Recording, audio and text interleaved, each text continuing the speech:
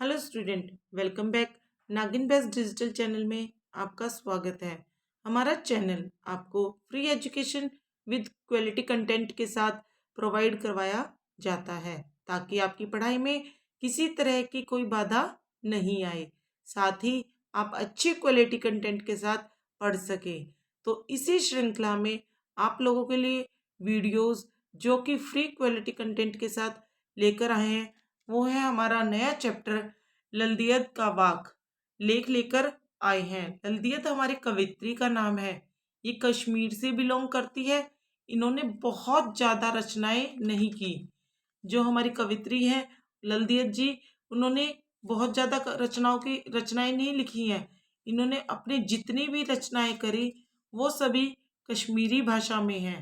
हमारे सामने जो प्रस्तुत हो रहा है उनका हिंदी अनुवादित रूप है, यानी कश्मीरी भाषा से हिंदी में अनुवाद किया गया है। तो यहाँ पर हम सबसे पहले बता रहे हैं कि लल्दियत जो जी का जन्म सन 1320 ईस्वी के आसपास बताया जाता है। उन्होंने कश्मीरी भाषा में कविताएं लिखी हैं और उनकी ही काव्य शैली को वाक कहा जाता है। भाई जब भी आप ये देखें कि लल्दियत जी की कविताएं हैं तो वो हमेशा वाक ही होगी।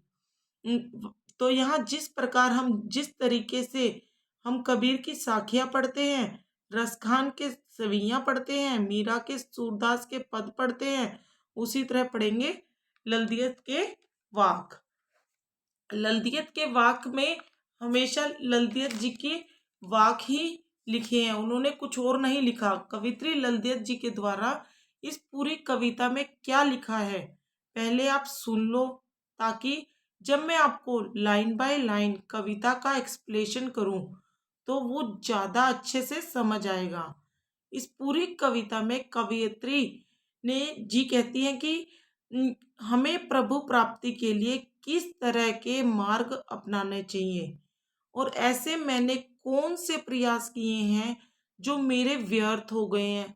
मैंने प्रभु प्राप्ति के लिए बहुत से प्रयास किए पर वो मेरे काम नहीं आए। भाई मैंने प्रभु को प्राप्त करने के लिए बहुत ज़्यादा प्रयास कर लिया, हर तरह से कोशिश कर ली, पर वो कोई भी काम नहीं आ रहा, प्रभु की प्राप्ति नहीं हुई। वो कौन से प्रयास थे वो हम इस कविता में पढ़ेंगे। भाई उन्होंने क्या क्या प्रयास करे वो सब हम इस कविता के माध्यम से पढ़ेंगे। और भी कई बातें प्रभु प्राप्ति से रिलेटेड ही हैं, यानी वो प्रभु को पाना चाहती हैं। भाई कवित्री जो है वो प्रभु को किस तरह पाना चाहती है, जिसके लिए वो भगवान से प्रार्थना करती है कि मुझे आप तक पहुंचने का मार्ग प्रदान कीजिए। कि वो भगवान से इस कदर प्रार्थना करती है कि आप मुझे अपने पास लाने का रास्ता बताइए। इस तरह की बहुत सी बातें इस पूरी कविता में पढ़ेंगे, देखते जाइए, सुनते जाइए, तो अच्छे से समझ में आ जाएगा। पहले मैं कविता पढ़ूंगी फिर मैं एक्सप्लेन करूंगी। रस्सी कच्चे धागे की खींच रही मैं नाव, जाने कब सुन मेरी पुकार, करे देव भवसागर पार। पानी टपके कच्चे सकोरे, व्यर्थ प्रयास हो रहे मेरे, जी में उठती रह हुक, घर जाने की चाह है घेरे। भाई इसमें कवित्री जी कहती है कि इसमें कवित्री जी ने नाव की तुलना अपनी जिंदगी से करते हुए कहा है। भाई कहते हैं खींच रही है नाव, जिंदगी को से करते हुए कहा है। वे इसी कच्चे डोरी को किसके बताया है, सांसों द्वारा, यानी अपने जीवन की सांसों से कंपैरिजन करा है। रस्सी कच्चे धागे की, रस्सी कच्चे धागे की खींच रही मैं नाव। भाई यहाँ पर कवित्री जी ने कहा है कि नाव की तुलना अपने जिंदगी से करते हुए कहा है कि वे इस कच्ची डोरी यानी सांसों द्वारा चले जा रही है। भाई नाव चलती जा रही, सांसों की जीवन की नाव चलती जा रही है कच्ची डोरी से। वह इस इंतजार में जिंदगी काट रही है, जाने कब सुन मेरी पुकार, करे देव भवसागर पार। कि कभी प्रभु उनकी पुकार सुन ले, कि प्रभु क्या पता कब उनकी पुकार पुकार सुन ले और उन्हें इस जिंदगी से पार करेंगे। उन्होंने अपने शरीर की तुलना पानी टपके कच्चे सकोरे क्या है, मिट्टी के कच्चे बने हुए बर्तन, मिट्टी के कच्चे ढांचे से करते हुए कहा है। उन्होंने अपने शरीर की तुलना पानी के कच्चे मिट्टी के बर्तनों से करते हुए कहा है कि उसे नित्य पानी टपक रहा है। भाई वो टूटा हुआ तो उसमें से पानी टपकता ही रहेगा, उसमें कब तक पानी रुका रहेगा, किसी एक ना एक दिन पानी खत्म हो ही जाएगा। तो यानी प्रत्येक दिन उनकी उम्र कम होती जा रही है। व्यर्थ प्रयास हो रहे मेरे, भाई मैं तो व्यर्थ ही प्रयास कर रही हूँ जिंदगी में। मैं उनके प्रभु मिलन के लिए किए गए सारे प्रयास ही व्यर्थ होते जा रहे हैं। जी में उठती रह रहे हूँ, घर जाने की चाह है में घेरे, उनके मिलने की व्याकुलता बढ़ती जा रही है। उनके मन में प्रभु से मिलने की व्याकुलता बढ़ती ही जा रही है। असफलता प्राप्त होने से उनको गिलानी हो रही है, यानी प्रभु से मिल नहीं पा रही तो उनको गिलानी हो रही है। उन्हें घर जाने की चाह है घेरे, उन्हें प्रभु की शरण में जाने की चाहत घेरे हुए। या घर घर से कम का मतलब क्या बताया गया है कि प्रभु के पास, अपने प्रभु परमात्मा ईश्वर के पास जाने की चाह उन्हें घेरे हुए ही है। तो इसका भावार्थ हम बाद में करेंगे, पहले हम हिंदी करेंगे। इस खा खा कर कुछ पाएगा नहीं, ना खा कर बनेगा अहंकारी, सम खा तभी होगा संभावी, खुलेगी साकल बंद द्वार की। व्याख्या, अब हम एक एक लाइन की व्याख्या करेंगे। खा खा कर कुछ पाएगा नहीं, भाई कवित्री कहती है कि जीवन में संतुलता की महत्वता को स्पष्ट करते हुए केवल भोग उपभोग में लिप्त रहने से कुछ किसी को हासिल नहीं होगा। भाई हम यहाँ खा खा कर से क्या मतलब है कि हम जीवन में भोग उपभोग में लिप्त रहें। भाई हम कितना भी कमा ले, कितना भी कुछ भी हासिल कर ले, उससे कुछ नहीं होगा। वह दिन प्रतिदिन स्वार्थी बनता जाएगा। भाई जब तक जैसे जैसे हमें मिलता जाएगा, हम स्वार्थपना हमारे जीवन में आता जाएगा। ना खाकर बनेगा अहंकारी, जिस दिन उसे स्वार्थ का त्याग कर त्यागी बन गया तो वह अहंकारी बन जाएगा। कहीं वह अगर वो स्वार्थ को त्याग देगा तो वो अहंकारी बन जाएगा, जिस कारण उसका विनाश हो जाएगा। समखा तभी होगा संभावी, खुलेगी साकल बंद द्वार की। अब कवित्री जी ने इन पंक्तियों में कहा है कि वे कवित्री ने संतुलन पे जोर डालते हुए कहा है कि ना तो व्यक्ति को ज्यादा भोग करना चाहिए और ना ही त्याग। भाई समखा तभी होगा संभावी, भाई समभावी समान भाव से कब होगा, जब वो ना तो ज्यादा त्याग करेगा और ना ज्यादा भोग करेगा, दोनों को बराबर मात्रा में रखना चाहिए, जिससे समभाव उत्पन्न होगा। खुलेगी साकल बंद द्वार की, हम अपने पराये को से उठकर अपने हृदय का द्वार समस्त संसार के लिए खोलेंगे।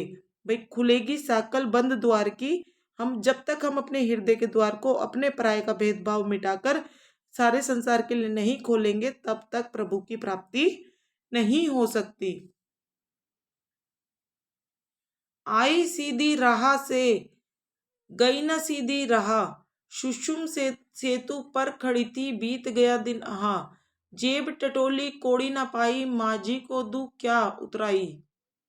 अब इसमें कवित्री जी ने क्या कहा है, इन पंक्तियों में कवित्री ने अपने पश्चाताप को उजागर करा है। इन पंक्तियों के थ्रू कवित्री ने अपने पश्चाताप को उजागर करा है। अपने द्वारा परमात्मा से मिलान के लिए सामान्य भक्ति मार्ग को ना अपनाकर हठ योग का सहारा लिया। भाई आई सीधी राह से गई ना सीधी राह, कवित्री जी कहती है कि सामान्य भक्ति मार्ग तो हमने अपनाया नहीं, हठ योग का सहारा अपनाया, अर्थात उसने भक्ति रूपी सीढ़ी ना चढ़कर कुंडलिनी योग को जागृत कर परमात्मा और अपने बीच सीधे तौर से पर सेतु बनाना चाहती थी। सुषुम सेतु पर खड़ी थी बीत गया दिन आहा, परंतु वह अपने प्रयास में लगातार असफल होती रही और साथ में आयु भी बढ़ती गई। उनकी उनकी आयु भी दिन पर दिन बढ़ती गई। जब उसे अपनी गलती का एहसास हुआ तब तक बहुत देर हो चुकी थी और उसकी जीवन की संध्या नजदीक आ गई थी, अर्थात उसकी मृत्यु करीब थी। जब उसने जेब टटोली कोड़ी ना थी, माझी को दू क्या उतराई। जब उसने अपनी जिंदगी का लेखा जोखा तो पाया कि वह बहुत ही दरिद्र है, और उसने अपनी जेब टटोली, उसमें कोड़ी भी नहीं थी। उसने अपनी जिंदगी के को जीवन को देखा, लेखा जोखा देखा कि वह तो बहुत दरिद्र है। उसने अपने जीवन में कुछ सफलता नहीं पाई, कोई भी पुण्य काम नहीं करा। तो अब उसके पास कुछ करने का समय भी नहीं है, क्योंकि उसकी मृत्यु पास आ गई थी। माझी को दुख क्या उतराई। भाई नाव में से उतरने के लिए माझी को कुछ देना तो पड़ेगा। जब हमारी मृत्यु हो गई, हम परलोक, इस लोक से उस लोक में जाएंगे, तो प्रभु को देने के लिए हमारे पास कुछ होना तो चाहिए। और वो क्या होना चाहिए था कि भक्ति का रूप, प्रभु की प्रार्थना, प्रभु पाने का मार्ग, वो हमने कमाया ही नहीं। वो पुण्य तो हमने कभी कमाया ही नहीं। अपने जीवन में कुछ सफलता ही नहीं पाई, कोई पुण्य कर्म नहीं किया। अब उसके पास कुछ करने का समय भी नहीं था। अब तो उसे परमात्मा से मिलाने तो भक्ति भवसागर के पार ही जाना होगा। पार पाने के लिए परमात्मा जब उससे पार उतराई के रूप में उसके पुण्य कर्म मांगेंगे। भैया है ना, माझी को दू क्या उतराई। जब इसका मतलब है कि जब प्रभु उससे पार उतराई के रूप में उसके पुण्य कर्म मांगेंगे, यानी भगवान जब उसको ये कहेंगे कि तुम क्या क्या पुण्य कर्म करके आए हो, तो वह ईश्वर को क्या मुंह दिखाएगी, उन्हें क्या देगी। क्योंकि उसने तो अपनी पूरी जिंदगी ही हठ योग में बिता दी। उससे उसने अपनी जिंदगी में ना कोई पुण्य कर्म कमाया और ना कोई उदारता दिखाई। अब कवित्री अपने इस अवस्था पर पूर्ण पछतावा हो रहा है। कवित्री को इस अपने किए पर पूरा पछतावा हो रहा है कि मैंने पूरी जिंदगी यूं ही हठ योग में बिता दी, लेने देने में, स्वार्थपने में बिता दी, पर पुण्य का कोई काम नहीं किया। इससे अब कोई मोल नहीं, क्योंकि जो समय एक बार चला जाता है वो वापस नहीं आता। अब पछतावा के अलावा कुछ नहीं कर सकते। Next paragraph. थल थल में बसता है शिव, शिव ही भेद ना कर क्या। हिंदू मुसलमान ज्ञानी है तो स्वयं को जान, यही है साहिब से पहचान। अब इसमें कवित्री जी क्या कहती है, कवित्री जी ने इन पंक्तियों के माध्यम से क्या बताया है कि थल थल में बसता है शिव, थल थल में कण कण में, कण कण में बसता है शिव, कि ईश्वर कण कण में व्याप्त है। भेद ने क्या, भेद ना कर क्या हिंदू मुसलमान। भाई वह सबके हृदय में अंदर मौजूद है, इसलिए हमें किसी व्यक्ति से हिंदू मुसलमान जानकर भेदभाव नहीं करना चाहिए। ज्ञानी है तो स्वयं को जान। अगर कोई ज्ञानी तो उसे स्वयं के अंदर झांककर अपने आप को जानना चाहिए। यही है साहिब की पहचान, और यही ईश्वर से मिलने का एकमात्र साधन है। तो अब आपने इस तरह एक एक लाइन का वर्ड्स देखा, एक एक लाइन का व्याख्या देखी। अब हम इसके प्रसंग और भावार्थ करेंगे। अब हम इस चैप्टर को खुलकर करेंगे, एक एक लाइन का अर्थार्थ के साथ एक्सप्लेनेशन करेंगे।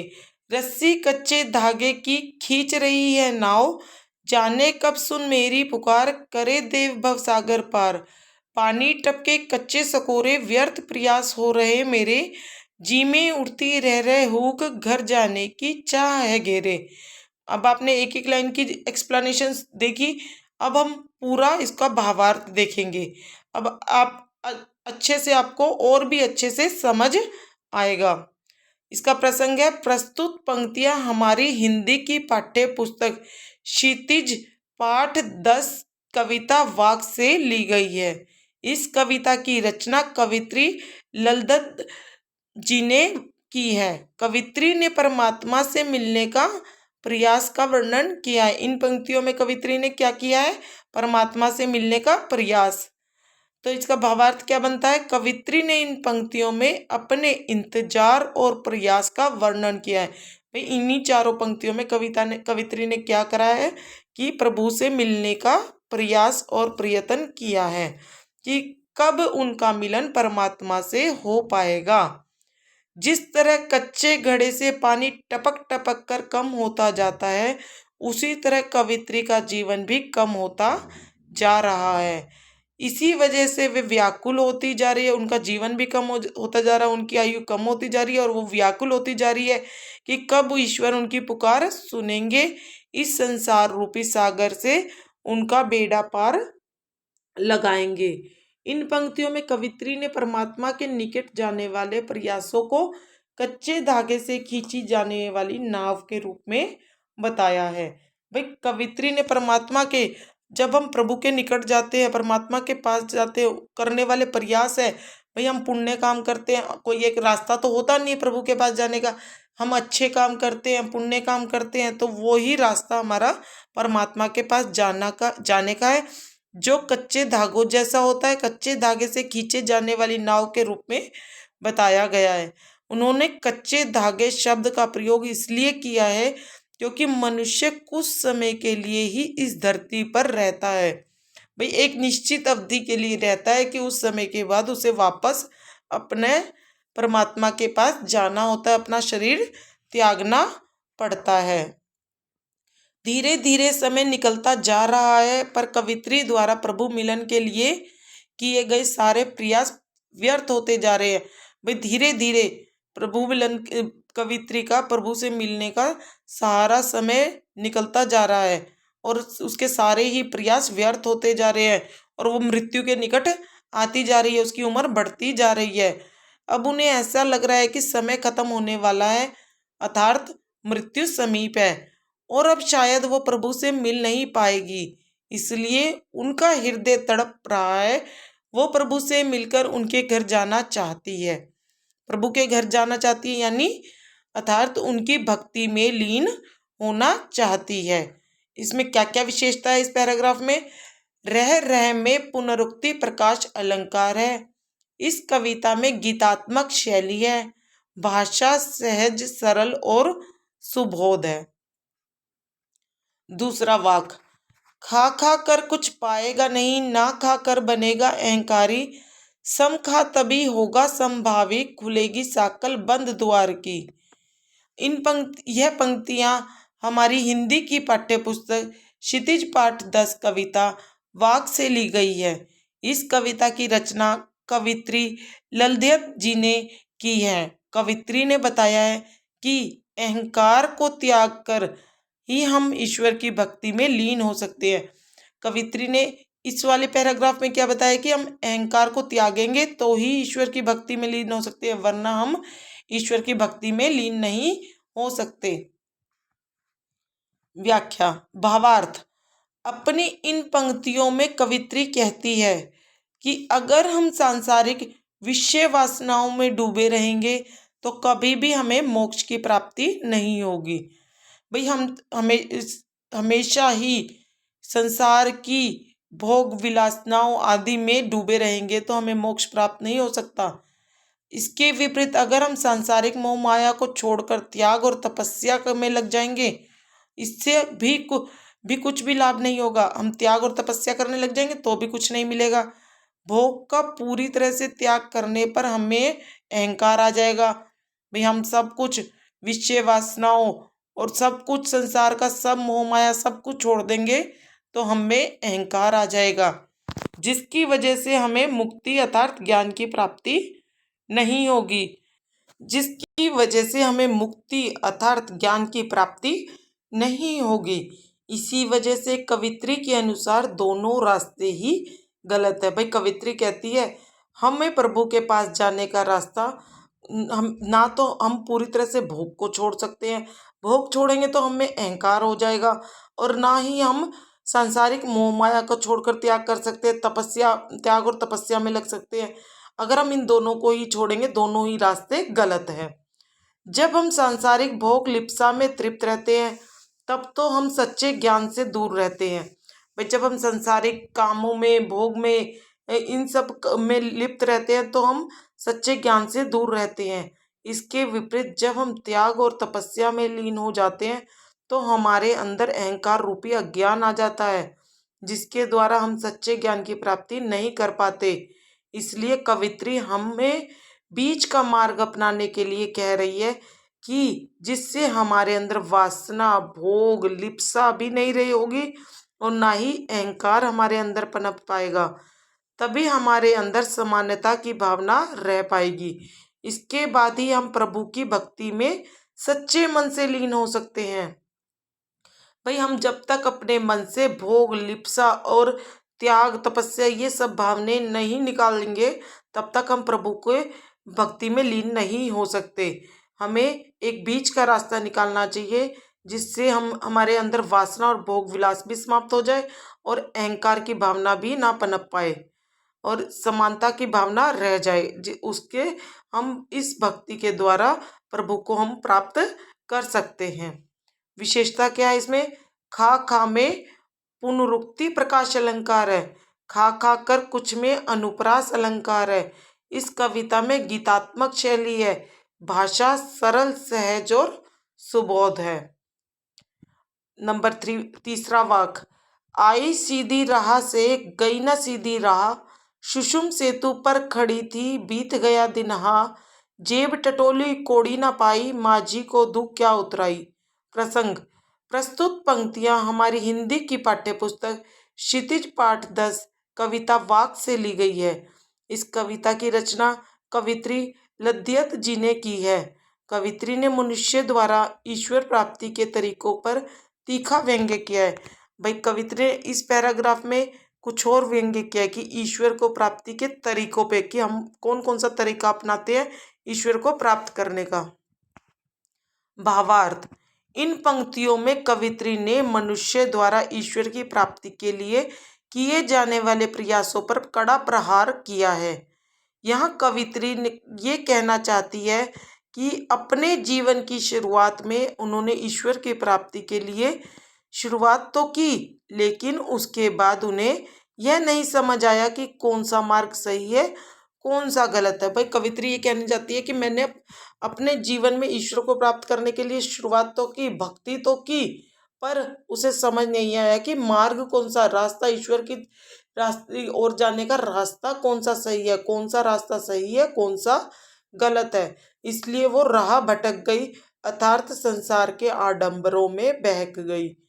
यहाँ रास्ता भटकने से मतलब है समाज में प्रभु भक्ति के लिए अपनाए जाने वाले तरीके। भाई कोई किस तरह प्रभु की भक्ति करता है, कोई किस तरह प्रभु की भक्ति करता है, वो इन्हीं के बीच ही रह गई। जैसे कुंडली फेरना, जागरण करना, जप करना इत्यादि, इन सब के बीच में रह गया। कुंडली फेरना, जागरण करना, जप करना, तप करना, पूजा पाठ करना, इन सब के बीच में ही रह गई। परंतु ये सब करने के बाद भी उनका परमात्मा से मिलन नहीं हुआ, इसीलिए वो दुखी हो गई और जीवन भर इतना सब कुछ करने के बाद भी उन्हें कुछ हासिल नहीं हुआ। वे खाली हाथ ही रह गई। उन्हें तो अब ये डर लग रहा है कि वे भवसागर रूपी समाज को पार करके ईश्वर के पास जाएगी तो परमात्मा को क्या जवाब देगी कि मैंने अपने जीवन में क्या कमाया है, कि मैं उस जीवन रूपी नाव से जब उतरूंगी तो परमात्मा रूपी माझी मुझसे मांगेंगे, कुछ उतरवाई मांगेंगे तो मैं क्या दूंगी उनको। मेरी तो जेब बिल्कुल ही खाली है, उसमें तो मैंने भक्ति रूपी कुछ भी नहीं भर रखा। इसमें क्या विशेषता है? सुषुम सेतु में अनुप्रास अलंकार है। इस कविता में गीतात्मक शैली है। भाषा सहज, सरल और सुबोध है। थल थल में बसता है शिव ही, भेद ना कर क्या हिंदू मुसलमान, ज्ञानी है तो स्वयं को जान, यही है साहिब से पहचान। प्रसंग। प्रस्तुत पंक्तियां हमारी हिंदी की पाठ्यपुस्तक क्षितिज पाठ 10 कविता वाक से ली गई है। इस कविता की रचना कवित्री लद्यत जी ने की है। कवित्री ने हमें धर्म के नाम पर भेदभाव ना करने का संदेश दिया है। अब कवित्री ने इन चारों लाइनों में क्या बताया, इस पैराग्राफ में क्या बताया कि हमें धर्म के नाम पर भेदभाव नहीं करना चाहिए। भावार्थ। अपनी इन पंक्तियों में कवित्री हमें भेदभाव, हिंदू मुस्लिम इत्यादि समाज में व्याप्त बुराइयों का बहिष्कार करने का संदेश दे रही है। उनके अनुसार शिव यानी ईश्वर हर जगह बसे हुए हैं। कवित्री कहती है कि हमें हिंदू मुसलमान नहीं करना चाहिए, भगवान सारी जगह बसे हुए हैं, कण कण में व्याप्त है, चाहे वो जल हो, आकाश हो, फिर धरती हो या प्राणी, यहाँ तक कि हमारे अंदर भी ईश्वर बसा हुआ है। वह किसी व्यक्ति को, ईश्वर कभी भी किसी व्यक्ति को ऊंच नीच भेदभाव की दृष्टि से नहीं देखता। ये इंसान ही एक दूसरे को ऊंच नीच और भेदभाव की दृष्टि से ही देखता रहता है, बल्कि वह हिंदू मुसलमान को एक नज़र से ही देखता है। भगवान के लिए हिंदू हो, मुसलमान हो, सिख हो, कोई भी जाति के संप्रदाय के लोग हो, वो एक ही है। ये लोगों ने ही मतभेद बना रखा है कि ये अलग संप्रदाय के लोग हैं, ये अलग संप्रदाय के लोग हैं। उनके अनुसार ईश्वर की प्राप्ति के लिए सबसे पहले हमें आत्मज्ञान प्राप्त करना जरूरी है। भाई उन लोगों के हिसाब से ईश्वर को प्राप्त करना है तो पहले अपने आत्म का ज्ञान प्राप्त करना जरूरी है, क्योंकि इससे ही हम ईश्वर को प्राप्त कर सकते हैं। आत्म का ज्ञान होगा तो हम ईश्वर को प्राप्त कर सकते हैं। ईश्वर स्वयं हमारे अंदर आत्मा रूप में बसे हुए हैं, पर ईश्वर तो हमारे अंदर आत्मा के रूप में बसे हुए हैं। इसलिए कवित्री ज्ञानी पुरुषों से कह रही है, भाई जो ये कहता है ना कि आत्मज्ञान की प्राप्त करना बहुत जरूरी है तभी ईश्वर को प्राप्त करा जा सकता है, उन ज्ञानी पुरुषों को कह रही है कि अगर तुम ज्ञानी हो तो स्वयं को पहचानो, अपने अंदर झांक कर देखो। यानी अगर तुम इतने बड़े ज्ञानी हो तो तुम पहले अपने अंदर झांक के देखो कि, क्योंकि आत्मज्ञानी एकमात्र उपाय है जिससे हम परमात्मा को समझ सकते हैं, उन्हें पहचान सकते हैं। भाई एक आत्मा का ज्ञान ही एकमात्र ऐसा उपाय है जो हमें परमात्मा तक पहुंचा सकता है। विशेषताएं, थल थल में पुनरुक्ति प्रकाश अलंकार है, क्या कर्म में अनुप्रास अलंकार है। इस कविता में गीतात्मक शैली है, भाषा सरल सहज और सुबोध है। तो यहाँ पर हमने ललदियत की सारी व्याख्या समझाई। ललदियत भी एक जो है निर्गुण उपासक थी। कहने का मतलब क्या है कि वो किसी भी ईश्वर में विश्वास नहीं रखती थी। जैसे कबीर निर्गुण उपासक है, वो किसी भी धर्म में विश्वास नहीं रखते। मोस्टली बहुत सारे आप जितने भी कवियों को पढ़ेंगे वो सभी ही निर्गुण उपासक है। वो कभी भी किसी एक जाति की तरफ ध्यान नहीं रखते। तो यहाँ पर हमने ललदियत के आपको जितने भी वाक है उनमें 4 वाकों को आपके सामने रखा है। इनकी जो शैली है सिर्फ इंटर पर्टिकुलरी ललधर की शैली को ही हम वाक कहते हैं। भाई इसका मतलब ये है कि हम इंटर पर्टिकुलरी ललदियत की शैली को ही हम वाक कहते हैं। अगर आपके एग्जाम में ऐसे आ जाए, बुक में आए कि ये ललदियत की कविताएं हैं, तो ये वो वाक ही होगी, क्योंकि ललदियत ने सिर्फ वाक ही लिखे हैं और कुछ नहीं लिखा। अगर आपके सामने रखे गए तो तुरंत यह पहचान लीजिए कि ललदियत द्वारा रचित है, तो यह वाक ही होंगे और किसी भी शैली में उन्होंने नहीं लिखा। उन्होंने किसी भी शैली में नहीं लिखा, उन्होंने सिर्फ वाक ही लिखे हैं। ये कश्मीर से बिलोंग कर रही हैं, तो इन्होंने सब कश्मीरी भाषा में ही लिखा है। हमारे सामने यह अनुवादित रूप में आए हैं, यानी इनको कश्मीरी भाषा से हिंदी में अनुवाद करके हमारे सामने लाया गया है। और ये ईश्वर से मिलने की बहुत ज़्यादा, जो हमारे सामने 3 या 4 वाक रखे गए हैं वो ईश्वर की उपासना के रूप में इन्होंने रखे हैं। भाई जो कवित्री है ना, उन्होंने अपने चारों वाक में ईश्वर को प्राप्त करने की चाह को किस तरह इन वाकों में रखा है, इसके बारे में हमें बताया है कि किस तरीके से उन्होंने ईश्वर की उपासना की है। अर्थात सिर्फ ईश्वर से मिलना चाहती है, अब वो मृत्यु के प्राप्त कर हो रही है और वो ईश्वर से मिलना चाहती है। तो इस तरीके से हमने आपको बहुत अच्छे से चैप्टर समझाया। आई होप आपको चैप्टर अच्छे से समझ आया होगा।